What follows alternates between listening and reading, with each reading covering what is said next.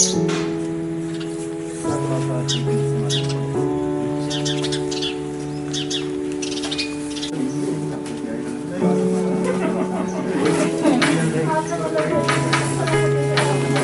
सिंह है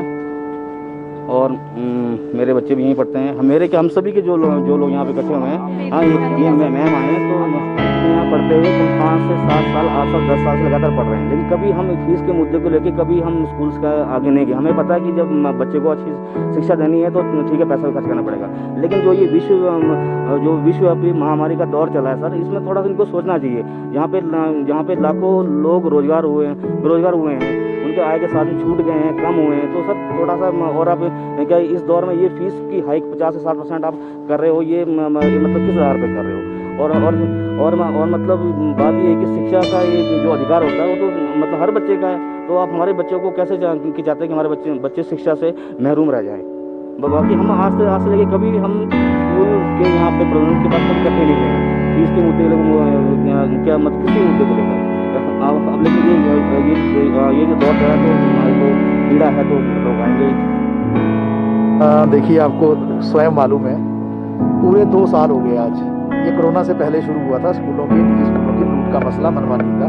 बीच में कोरोना आया, कोरोना ने एक नई तरह की परिस्थिति पैदा की। आज जिस विषय को लेकर यहाँ आए थे दयानंद पब्लिक स्कूल के बाद, ये बड़ी विडंबना है कि 5 दिसंबर 2019 मतलब आज से 1.5 साल होता है, 1.5 वर्ष पूर्व शिक्षा निदेशालय एक अधिसूचना जारी करता है कि कोई भी फीस बढ़ोतरी बगैर जनरल हाउस की इजाजत के नहीं होगी। यह अधिसूचना है सरकार की, शिक्षा निदेशक के हस्ताक्षरित है,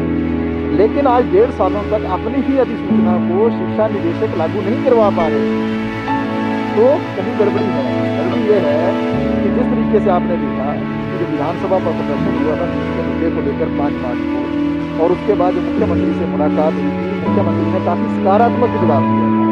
लेकिन बाद में जब कैबिनेट की बैठक हुई 19 तारीख को, उस कैबिनेट की बैठक में कुछ मंत्रियों ने और पूरी सरकार ने एक पोजीशन ले ली कि हम इस विषय में कोई निर्णय नहीं लेंगे। तो ये बात खुलकर अब सामने आ रही है कि निजी स्कूलों के साथ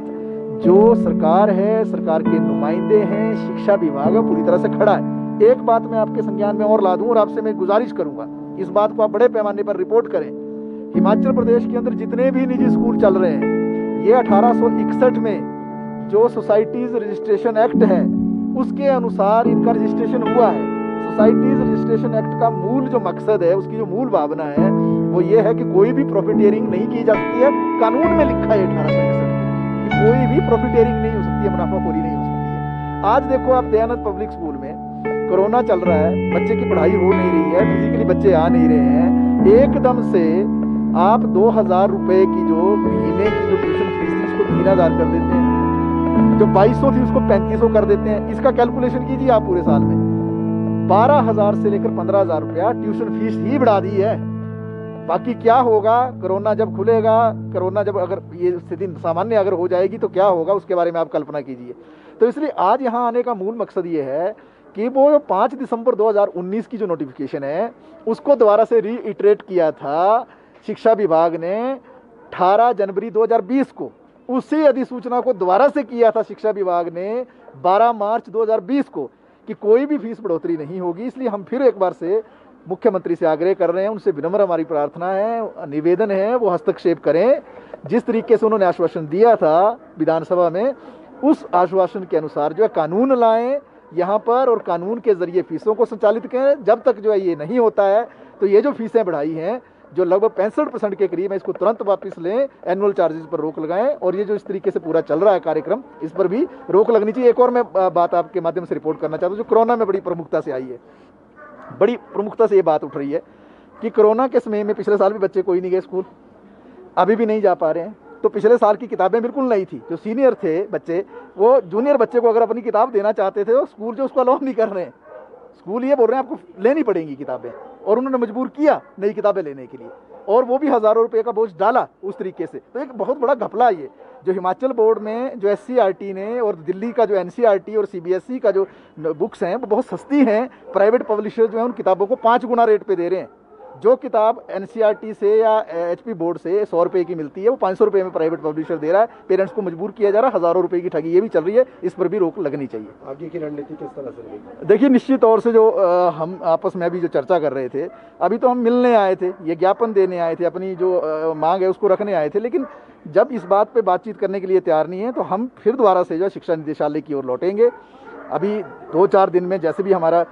आपस में बातचीत में निर्णय निकलेगा, निश्चित तौर से एजुकेशन डायरेक्टरेट में हम जाएंगे, वहाँ पर जो है लामबंदी करेंगे, एकजुट होकर जो है घेराबंदी करेंगे, और जो 5 दिसंबर 2019 का जो निर्णय है उसको हम लागू करवाने की बात करेंगे। 2020 में बेशक कई स्कूलों ने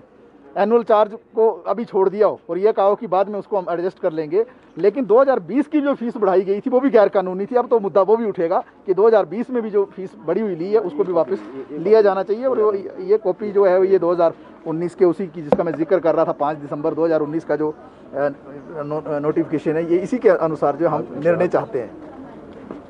जिसमें साफ लिखा गया